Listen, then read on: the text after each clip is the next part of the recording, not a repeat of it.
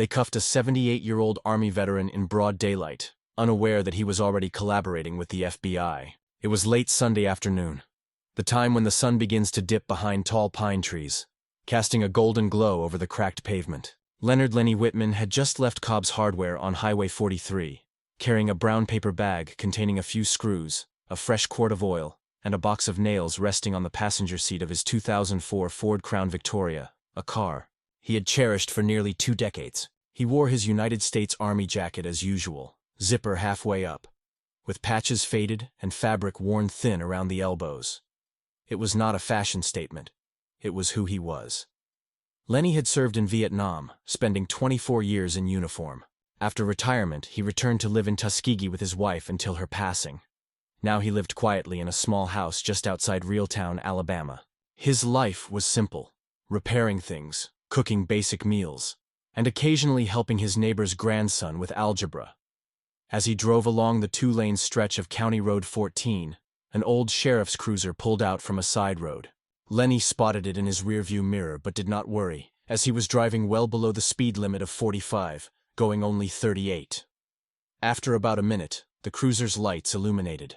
Lenny blinked, slowed down, signaled, and pulled into the parking lot of a nearby small, unnamed gas station. The place had 2 pumps and a row of folding chairs where older men occasionally gathered to smoke cigarettes. 3 individuals sat on the porch engaged in a heated debate about football when all eyes shifted to watch Leonard Lenny Whitman as he switched off the engine. He rolled down the window and remained still, hands resting on the steering wheel. 2 deputies, both white, approached the vehicle. One was stocky, sporting a buzz cut and reflective sunglasses. The other appeared taller and younger, his jaw clenched as if chewing some invisible gum. The buzz-cut deputy leaned in, already filled with suspicion. "Do you know why we stopped you?" he asked. Lenny responded with calm precision. "No, sir. I don't believe I was speeding." The gum-chewing deputy demanded the license and registration from the passenger side. Lenny nodded slowly, handing over his wallet and documents. A military ID slipped out amid the papers. Gum-chewer grabbed it quickly. "Where did you get this car?" Buzzcut asked. "It's mine," Lenny answered without raising his voice. "I've had it nearly 20 years. I bought it at Johnson Ford up in Opelika." Buzzcut stepped back and scrutinized the license plate, squinting. "You match a description," he muttered. "A description of what?" Lenny inquired. "A stolen vehicle. Older black male driving a brown Ford." Lenny blinked in disbelief. "That's all it takes?" Buzzcut suddenly stiffened and said, "Step out of the vehicle." "I don't see why," Lenny protested. "I said step out," Gumchewer ordered, yanking open the door before Lenny could unbuckle his seatbelt. Hands grabbed him, and he stumbled, his knees hitting the pavement roughly. The worn army jacket offered little protection. One of the chairs from the nearby gas station scraped loudly as a man rose while another reached for his phone. A woman shouted, "What are you all doing?" "He didn't do anything," Buzzcut yelled back. "Ma'am, please step back." "I'm recording this," she said as the handcuffs snapped shut around Lenny's wrists. His breathing remained calm, but his heart was racing. The younger man leaned closer and whispered something about teaching respect. Lenny lifted his gaze from the floor, his eyes sharp and unfaltering, showing no fear, only a hint of disappointment. They grabbed him roughly, pushing him toward the police vehicle. After that, Lenny stayed mostly silent, gazing out the window during the trip to the station, watching the trees blur by. His wrists ached, but his pride stayed intact. However, those who witnessed the event remained vocal, spreading the news faster than the patrol car could travel.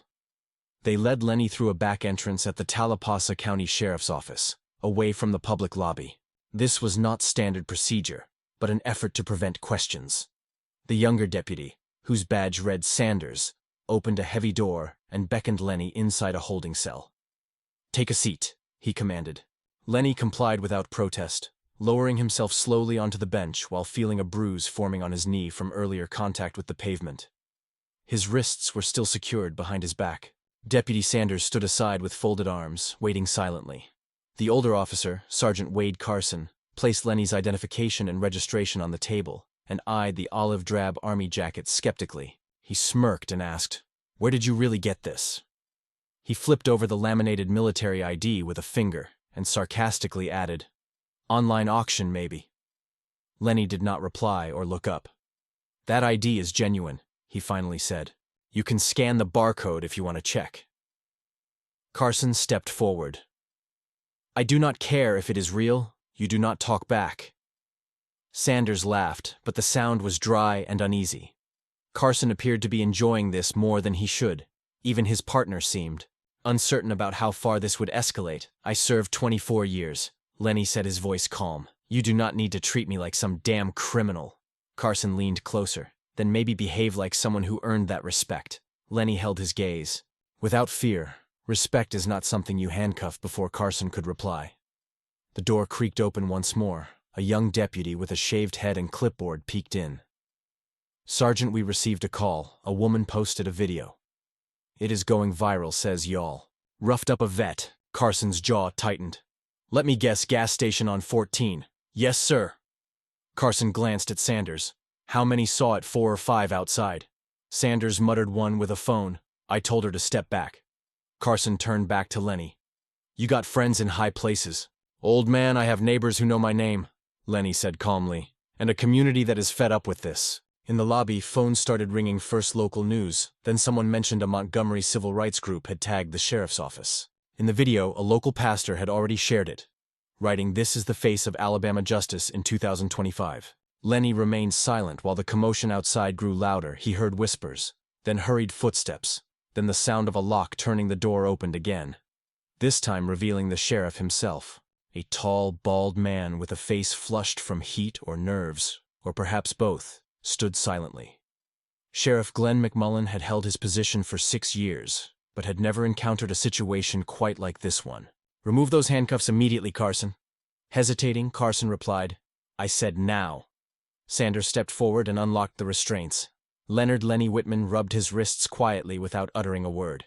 Sheriff McMullen approached. "Mr. Johnson, is it?" Lenny raised an eyebrow. "It is Whitfield." Clearing his throat, McMullen said, "Right, Mr. Whitfield.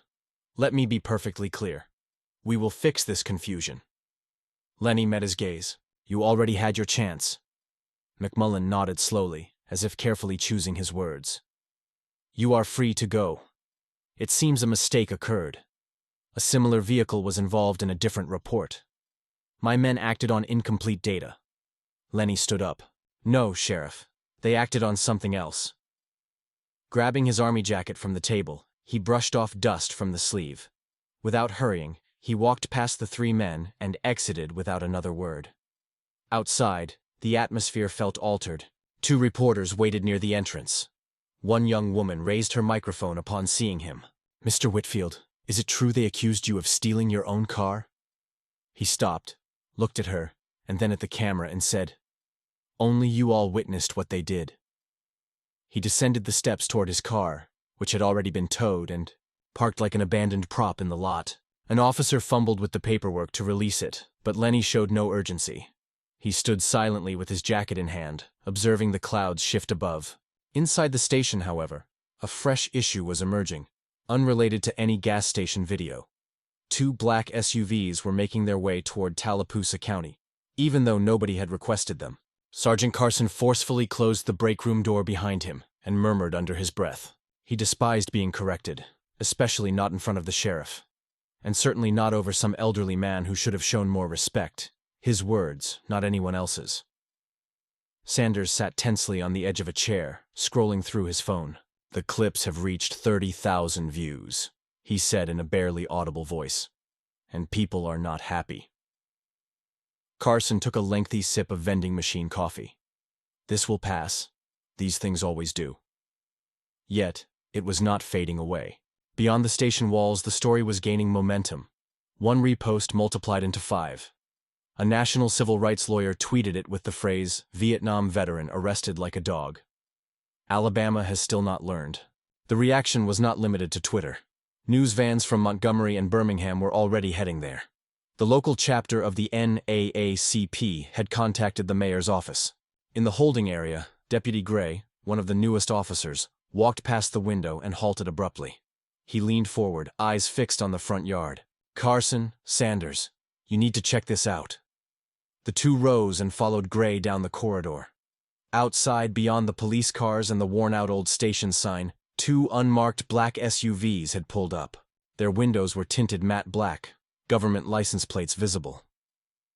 A tall man dressed in a charcoal suit stepped out from the first vehicle, followed by another who had the same precise appearance. Both looked as if they had not traveled far by road but had arrived swiftly by air. Their suits were flawless, their expressions unreadable. Federal agents, Sanders muttered, swallowing nervously. How on earth did they get here so quickly? Wade Carson whispered, suddenly aware of the sweat accumulating on his neck. The agents moved with a distinct purpose. They did not stroll as though invited. The deputy at the front desk jumped up so fast he knocked over a coffee cup. The older agent flashed a badge and said, "Special Agent Donovan Reeves, Federal Civil Rights Division." The younger agent followed. "Agent Marquez, we are here to speak with your sheriff." Inside his office, McMullen appeared as if the last hour had taken 5 years off his life. He rose when the agents entered, but did not extend his hand. Reeves began calmly but firmly. "We have received video footage and a complete incident report concerning Leonard Lenny Whitman. We require access to arrest logs, cruiser camera footage, and every internal statement made since the stop." McMullen blinked slowly. "All that is sealed unless you possess federal authority," he replied. Reeves placed a folder on the desk. "You will want to read this." McMullen opened it carefully, scanning the first page. His jaw tensed with silent, subtle movements, as though he were suppressing deep regret. Looking up, he asked, "Are you saying he is what, a witness?" Marquez answered, "No. Mr. Whitfield is cooperating in an ongoing federal civil rights investigation that involves multiple agencies spanning 3 counties, including Tallapoosa Sanders." Now standing in the corner like a schoolboy caught cheating, pale and uneasy. "We didn't realize you were not supposed to do that," Reeves remarked. "But now you are part of the official report." There were no shouts or threats. None were necessary. Reeves indicated the monitor behind McMullen's desk, asking to pull up the cruiser footage from earlier today. "We want to examine how your team matched that description." Wade Carson shifted the video, saying the footage will not reveal anything. Marquez interrupted, insisting, "We will judge for ourselves." 10 minutes later, they watched the video in real time. The dashboard camera captured Leonard Lenny Whitman's car as it pulled over, followed by the moment when his door was opened. Sanders dragged him out with no resistance or raised voices, just an elderly man bracing himself to avoid falling. Reeves paused the playback, reclining in his chair. "That was a federal witness you handcuffed and roughly handled, someone on our active list. If anything had happened to him in your custody." He trailed off. The rest was obvious.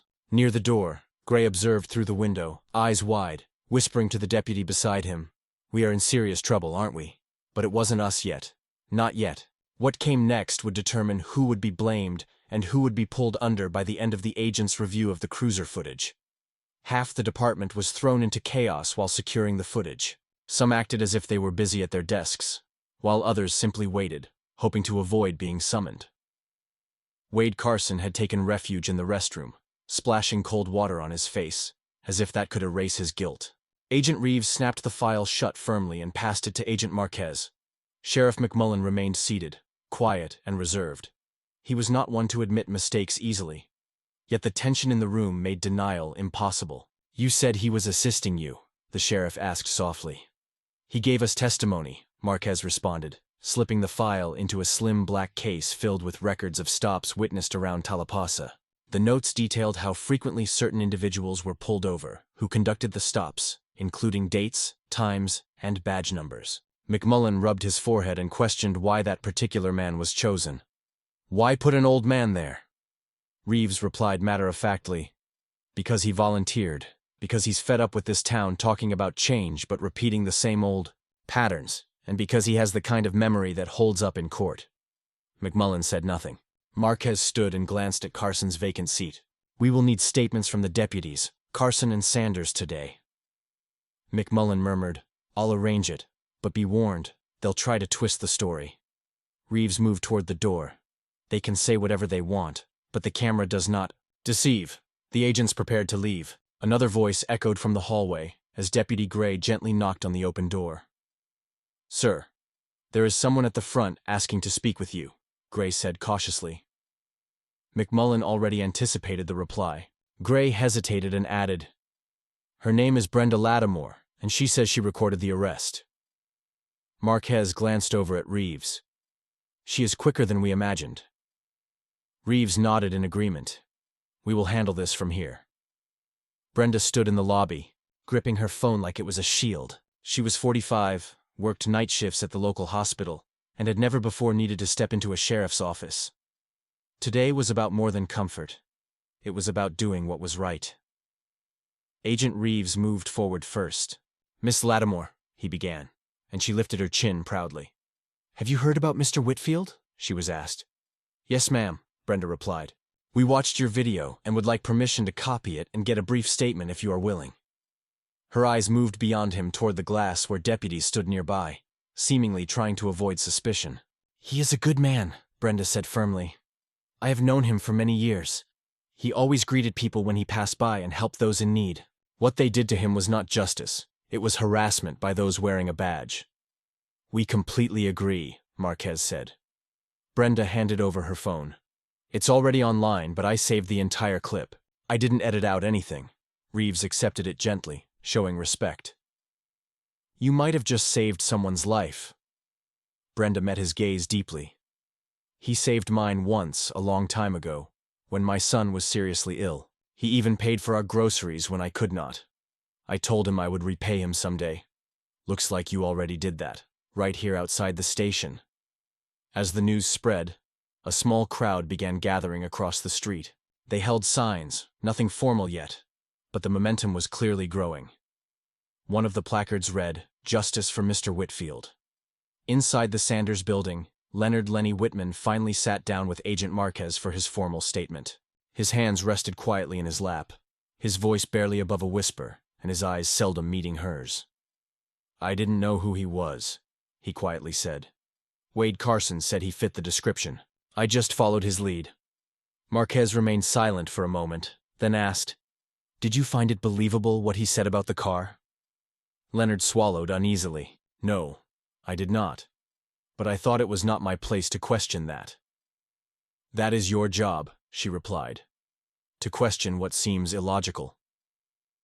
Salters sat there quietly, not responding immediately. When it was Wade Carson's turn, he was notably less cooperative. Reclining in his chair with crossed arms, he insisted, "This whole situation is exaggerated. We got a tip. We acted. I never laid a hand on that man. That is not how procedure goes." Reeves raised a questioning eyebrow.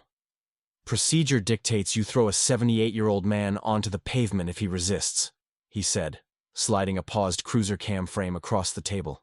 The image showed Lenny's face mid-fall, frozen in that moment. Wade Carson offered no further response. Outside, the tension was not easing. It was escalating. That evening, an unexpected spark ignited when the footage from Brenda's phone made it onto the evening news. No longer just local coverage. CBS broadcast it, followed by NBC, and shortly after, the Washington Post sent an alert calling it another troubling incident of excessive force. In the Deep South, Leonard Lenny Whitman had not intended to watch it since he never liked being the center of attention. However, just after sunset, his neighbor's teenage son Deshaun came rushing over saying, "Mr. Whitman, you are on television." Leonard opened the door barefoot and shook his head. "I did nothing special," he said quietly. Deshaun insisted, "No, really. They are talking about what happened. They even have your name and that lady's video and everything." Leonard did not respond much. He simply walked back inside, sat on the edge of his worn-out couch, and stared at the television as the footage replayed. There he was on the floor, handcuffs around his wrists, blood staining the sleeve of his army jacket. The news anchor spoke calmly. Leonard Whitfield, a 78-year-old Vietnam veteran, was arrested after deputies accused him of stealing his own vehicle. Federal agents later confirmed that Mr. Whitfield was cooperating in an ongoing civil rights investigation. Deshaun sat beside him, eyes wide open. "You were working with the FBI?" Leonard lowered the volume and replied, "They came to me. They wanted someone who remembered how this town used to be, someone who had seen the same names repeating the same actions year after year." Leonard had never told anyone because it was not supposed to get out. Outside Leonard's house, headlights slowed down. A car idled briefly before driving away for the second time that night. Leonard noticed but remained silent. The following morning, Agent Reeves and Agent Marquez returned to the station. This time, it was not for interviews, but but to announce that Wade Carson had been placed on immediate suspension. Sanders was undergoing an internal investigation. Sheriff McMullen agreed with hesitation to issue a public statement. They read it aloud at midday just outside the police station. Cameras lined the pavement, and Brenda stood among the crowd. McMullen approached the microphone. There was a lapse in judgment, a mistake in conduct. Mr. Whitfield did not deserve the treatment he received. We are fully cooperating with federal investigators, and measures are being implemented to guarantee responsibility. There was no apology, only a vague recognition and some official jargon. But the town was not fooled. A voice from the crowd broke the silence. "He has been here longer than you," another person added. "If that was your grandfather, would you call it a lapse?" In judgment, McMullen said nothing, and simply walked back inside with his head lowered. Later that week, a detailed timeline of the event was released. It confirmed what the community had suspected. Lenny was never linked to any active suspect. Descriptions: no car matching his had been reported stolen. Carson had acted on an unclear tip that did not correspond with the vehicle, the location, or the driver. What made things worse was a disclosure from an insider at the department. A young deputy, who spoke anonymously, informed federal investigators that Carson had a history of targeting black drivers, especially older men. He would say things like, "Old ones do not resist." The deputy claimed they instructed them not to bother completing full reports. Simply labeling them as suspicious and moving on did not suffice. The department attempted to manage the fallout, but the harm was already irreparable. People were not only upset, they had reached their limit of silence. Churches united to arrange a demonstration, and veterans from neighboring counties arrived in uniform to stand with Leonard Lenny Whitman. Dozens gathered outside the sheriff's office, some clutching signs while others offered quiet prayers. An elderly man appeared with a folded flag and gently placed it on the station steps. This struggle had grown beyond Leonard Lenny Whitman. It represented every lost name, every ignored account, and every wound that healed without a word. Leonard Lenny Whitman remained silent during the protests, positioned near the back with arms crossed and his jacket on. Vanessa stood beside him, a camera still in her grasp. "Are you all right?" she asked. "I've had worse," he replied. "But maybe they will not forget this one so easily." Yet a final effort awaited, not from the crowds, officers, or even the media. It was destined to come directly from Leonard Lenny Whitman himself. The sheriff's office tried to suppress the situation, but it was far too late. The internet allows no erasing once something goes viral. After people witnessed Leonard Lenny Whitman thrown to the ground like refuse, the discourse transformed and would never revert. Within a few days, national media outlets swooped in. Podcasts fiercely analyzed the footage. One segment on a morning television show featured a retired military colonel who broke down in tears on live broadcast, declaring, "We watch as our elders, our soldiers, our educators are treated as criminals by those meant to protect them." Lenny's name had begun circulating among strangers. Individuals he had never met sent him letters. Some expressed gratitude for his courage. Others shared pictures of their grandfathers who had served in Vietnam, Korea, or even Iraq. A few simply said, "I'm sorry we witnessed what happened to you. You did not deserve any of it." At the department, the atmosphere grew heavy. Sanders completely stopped showing up. Officially, he was on a leave of absence, but unofficially, he was in hiding. Rumors spread that he had attempted to get ahead of the narrative by informing Internal Affairs that he disagreed with Wade Carson's approach during the arrest, though the footage suggested otherwise. He was present, watched, and assisted Carson, all while preparing his defense. His suspension was lifted, yet he was not reinstated. Instead, he was dismissed silently without any ceremony or farewell, only receiving a letter warning that he could face federal charges. Sheriff McMullen held a press conference to manage the fallout, but it quickly unraveled. Standing behind the podium, with a stiff collar and an overly tight tie, he declared, "This department is dedicated to reviewing its procedures. We take these issues seriously and will implement internal audits and additional training moving forward." Voices from the audience interrupted, "That is not an apology." Another added, "You did not fire him because it was the right thing to do, you fired him because you got caught." McMullen appeared utterly mortified, wishing invisibility. Meanwhile, Lenny stayed silent, avoiding attention, though the pressure from all directions intensified as reporters camped outside his home. Neighbors brought food while local pastors visited to offer prayers, solidarity, and quiet gratitude. After a week of silence, Leonard Lenny Whitman finally agreed to speak at his church. Not on television or social media, just in a room filled with folding chairs, well-worn hymnals, and people familiar with his experience. Before the nation paid attention, he stepped onto the pulpit wearing his Sunday jacket, not the army uniform this time, and adjusted the microphone. He did not need notes, relying solely on memory. "I have been stopped by the police more times than I can recall," he shared. They see an elderly black man behind the wheel of a good car, and suddenly it becomes an issue. Heads nodded in agreement. "I have been called every insult imaginable. I have been searched, questioned, pushed, ordered to remain silent. But never in my life have I been thrown to the ground. Like I was worthless, like I was dangerous, like I did not matter." His voice was steady, calm, and carried weight. "I fought for this country. When I returned, I had to fight all over again just to be acknowledged as a man, and I am still fighting." He admitted he did not seek the spotlight. But perhaps it is time to stop pretending the problem is just a few bad apples. Maybe the entire tree requires trimming. The room was quiet. No applause, no cheers, only attentive listeners. Leonard ended with a single line. "If they think I'm too old to stand up, they clearly have not seen the video of my speech." The recording, made by a young choir member, went viral once more. With that, the pressure shifted beyond the sheriff's office, reaching the State House. A local official revealed intentions to propose legislation mandating body cameras in every department without any exceptions. A group of veterans insisted on the creation of public oversight committees for law enforcement agencies. The public began to raise difficult questions while some attempted to downplay the issue, claiming it was exaggerated. However, when confronted with the image of a veteran lying face down on the ground, his arms forcibly twisted behind him, their justifications seemed hollow.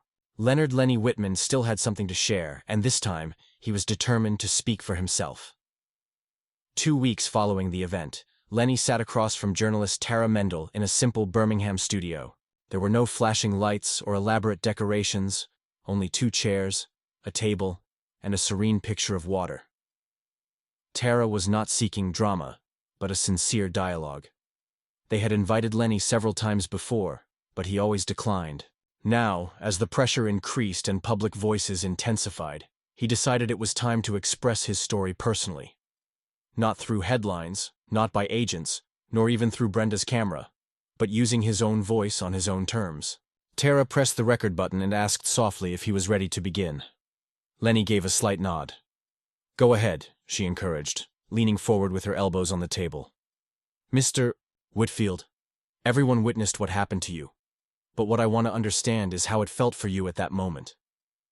He paused, eyes fixed on the table for a moment, then quietly asked, "Have you ever felt ashamed without reason? Not because you did anything wrong, but simply because someone decided you didn't belong?" Tara remained silent and let the stillness linger. "That is what it felt like, humiliation. Not because of the handcuffs, or even how they spoke to me. It was about what it revealed regarding how this nation still perceives men like me." "You mean veterans?" she asked. "I mean black men," he answered calmly and without hesitation. "Black veterans, black grandfathers, black men who do not smile just because they are told to.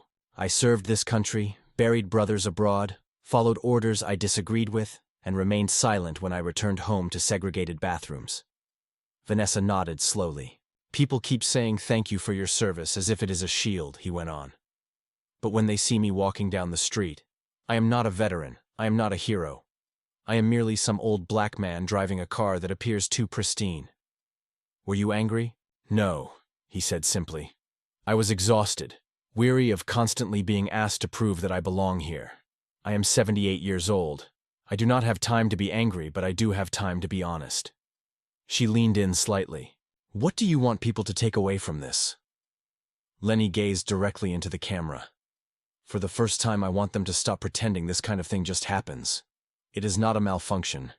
It is how the system was constructed. And we cannot fix it if people continue to act surprised every time it performs exactly as it was intended to." He folded his hands on the table, his tone softening. "I am not asking for sympathy. I am asking for remembrance. I want people to remember what they witnessed when the story fades. Remember who stayed quiet, Who made excuses? Who looked away? Because this is not just about me. Tara allowed the heavy and necessary silence to settle once more. Do you ever consider leaving? She finally asked. Lenny gave a faint smile and said, This is where I belong.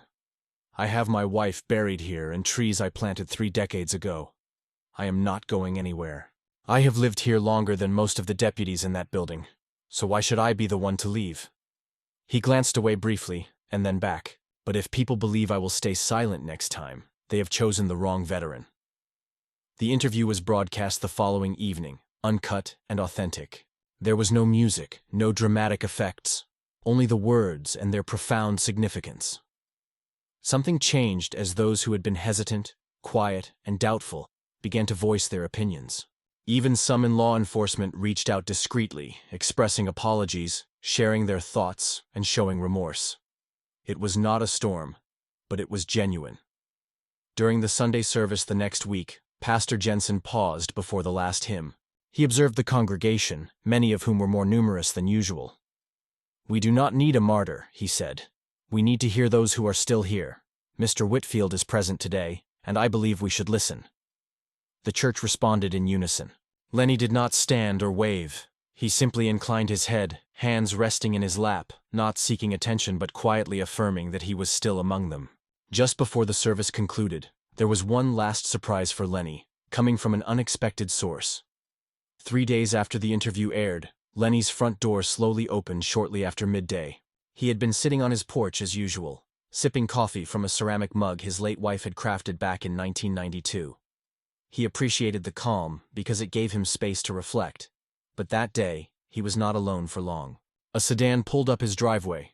Nothing official looking, no cruiser, no news van, just a simple gray Nissan with plates from another state. The driver stepped out, a young man in his late 20s, with a short haircut, tan slacks, and a navy blue polo shirt adorned with a small Department of Justice emblem on the chest. Lenny squinted, but did not rise. He figured if someone traveled all this way, they could walk the rest. The man came closer, extending his hand. Mr. Whitfield, I'm Curtis Daniels. I work from the D.C. office. Lenny did not shake the hand, not from disrespect, just out of habit. What brings you all the way out here? Daniels appeared genuinely uneasy. I just wanted to hand you something personally and say thank you. He reached into his bag and took out a framed letter made of thick paper, bearing the seal of the Department of Justice at the top. Lenny took it slowly, reading each word. His brow creased. At the bottom, a signature from the United States Attorney General. It was not a medal or something to exhibit. It was an official letter recognizing Lenny's help in a complex, multi-agency civil rights case that now spanned 4 counties, 3 departments, and involved more than a dozen officers under review. They are paying attention now, Daniel said quietly. Because you chose to speak out. Lenny placed the letter on his lap. He did not smile, but there was a gentle warmth in his expression. That had been missing for weeks. You tell your people, Lenny said slowly. This is not about recognition, it is about respect. People like me. We did not make it this far to be treated like suspects in our own community. Daniels nodded. We get it, and we are working on it. Lenny gazed at the trees swaying past the edge of his yard. Just make sure you complete the task. Daniels left a few minutes later. Lenny remained seated for another hour. The following morning, he sent a letter to his niece in Ohio. He told her to keep it safe. I do not need it on the wall, he wrote in a note. I need it to hold meaning. That weekend, the town of Reeltown organized a small gathering in the park. No banners, no cameras. Just locals. Brenda brought lemonade. Pastor Jensen spoke briefly. A young boy handed Lenny a handmade card that said thank you for not giving up. Lenny stood beneath the shade of a pecan tree and looked around. There was laughter, conversation, faces he had not seen in many years. Do you think it is truly changing? Brenda asked as she stepped beside him. Lenny shrugged. Change does not arrive in waves, it comes in drops. You do not notice it immediately, but over time the bucket fills. She smiled. I will take that. He turned to her. You are the reason this began moving forward. You stood up when it mattered. Brenda laughed. Are you joking? I was trembling the entire time, thought they would take my phone and run me off, but I did not run. Neither spoke for a while after that as the sun sank low, casting gold across the park grass. Lenny was sitting on a bench, watching children throw a football back and forth. A young mother was helping her daughter fix a tangled braid. Two teenagers argued over which soda tasted better. And for the first time, no one was looking at him. No one was asking questions. People were just living their lives. And perhaps that was the very thing he had been fighting for all along. Not for applause, not for honors, but simply a world where he could sit quietly without needing to prove anything to anyone. That evening, as he folded his military jacket and placed it on the chair by the door, Lenny glanced at the empty space on the wall where the letter might have hung. Then he looked out the window, gave a single nod to the dark sky, and switched off the light. Some stories end silently, but their impact still lingers. Lenny's story was more than just a record of events. It was a reminder of what should no longer happen. And perhaps, if we are paying attention now, we will not forget so quickly. If this story touched you, please take a moment to subscribe and share it with someone who needs to hear it. Let us continue this dialogue for Lenny, and for every voice that has yet to be heard.